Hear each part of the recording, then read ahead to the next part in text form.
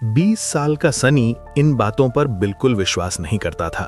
भूत प्रेत, चुड़ैल, पुरानी इमारतों की कहानियां, ये सब उसके लिए सिर्फ डरपोक लोगों की कहानियां थीं। वो हमेशा हंसकर कहता, भूत तो बस डर के मुंह से निकलने वाली हवा है। लेकिन एक शाम जब उसके सबसे अच्छे दोस्त विशाल ने उसे डरपोक कह दिया, तो सनी का ईगो आग की तरह भड़क उठा। विशाल ने मजाक में कहा था, तुम तो रात को अकेले बाथरूम भी नहीं जाते भाई। सनी तुरंत उछल पड़ा, चल आज रात को हम दोनों कॉलेज की उस पुरानी बिल्डिंग में रात बिताते हैं, देखते हैं कौन डरता है। विशाल भी हंसते हुए मान गया। दोनों ने तय किया कि रात 1:30 बजे कॉलेज की पीछे वाली ऊंची दीवार फांदकर अंदर घुसेंगे। वो बिल्डिंग पिछले 15 साल से बंद पड़ी थी। कहा जाता था कि वहां 90 के दशक में एक टीचर की रहस्यमयी हत्या हो गई थी, लेकिन सनी इन सब पर हंसता था। रात 1:30 बजते ही दोनों साइकिल से निकल पड़े। ठंडी हवा चल रही थी। कॉलेज परिसर में पहुंचकर उन्होंने दीवार फांदी। जैसे ही पैर अंदर रखा, माहौल बदल गया। पुरानी बिल्डिंग का नजारा किसी भयानक सपने से कम नहीं था। दीवारों पर जंगली बेलें और काई उगी हुई थीं। हवा में सड़न की तेज बदबू फैली हुई थी। हर कदम पर पुराने लकड़ी के फर्श और दरवाजे चरमराने की आवाज कर रहे थे। चांद की रोशनी भी अंदर तक नहीं पहुंच पा रही थी। दोनों एक लंबे सुनसान कॉरिडोर से गुजर रहे थे। अचानक एक बंद कमरे से एक औरत की साफ आवाज आई। वो किसी टीचर की तरह टेबल पढ़ा रही थी। 2 एकम 2, 2 दूनी 4, 2 तियां 6। सनी ठिठक गया। उसने विशाल की तरफ देखा और मुस्कुराते हुए कहा, कोई मजाक कर रहा होगा, चल देखते हैं।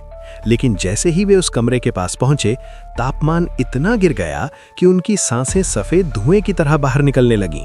ठंड इतनी तेज थी कि उनके हाथ पैर सुन्न हो गए।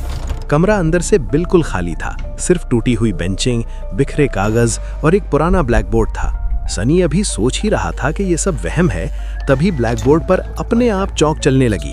चौक की आवाज सुनकर दोनों के रोंगटे खड़े हो गए। ब्लैक बोर्ड पर धीरे धीरे लिखा जा रहा था, मुझे यहाँ मारा गया था, अब तुम्हारी बारी है। तभी दूर से बच्चों के रोने की आवाजें आने लगी। मैडम माफ कर दो, हमने कुछ नहीं किया। फिर थप्पड़ मारने की जोरदार आवाजें गूंजने लगी। चटाक चटाक। हर थप्पड़ के साथ एक बच्चे की चीख। सनी और विशाल की रूह कांप गई। भागो, सनी चिल्लाया। दोनों तेजी से बाहर की तरफ भागे। लेकिन जब मुख्य द्वार के पास पहुंचे, सनी ने पीछे मुड़कर देखा, विशाल साथ में नहीं था। उसने चारों तरफ देखा, लेकिन विशाल गायब था। ऊपर एक पुरानी खिड़की की तरफ नजर गई तो सनी के होश उड़ गए।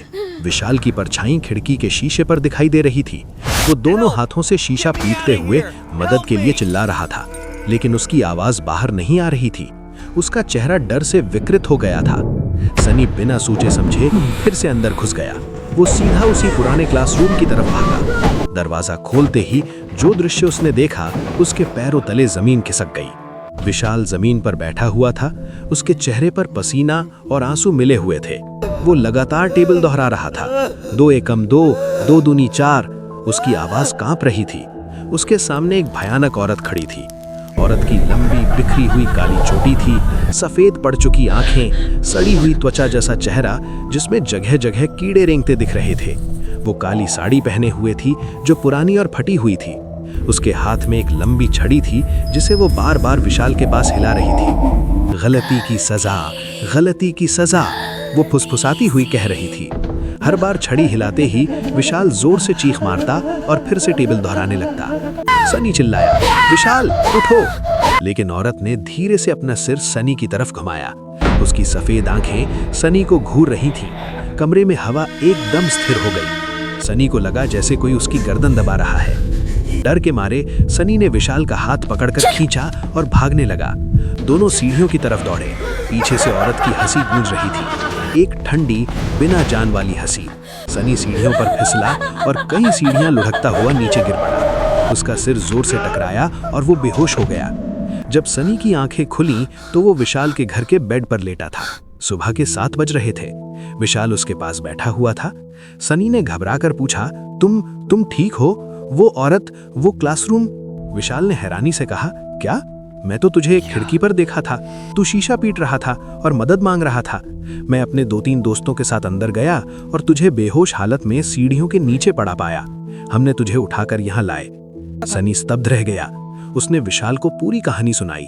ब्लैक बोर्ड, औरत, छड़ी, टेबल दोहराना। विशाल ने भी अपनी तरफ की बात बताई। वो सनी को खिड़की पर देख रहा था और अंदर से उसकी चीखें सुन रहा था।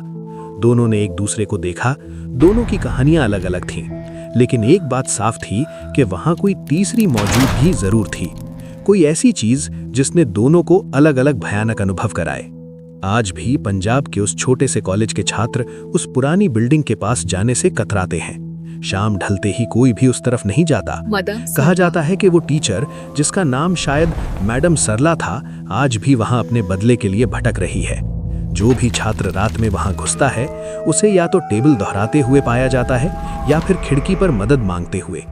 कहते हैं कि रात को अगर उस बिल्डिंग के पास से गुजरते हो तो कभी कभी हवा में गूंजती हुई आवाज सुनाई देती है, 2 एकम 2, 2 दूनी 4, अब तुम्हारी बारी है।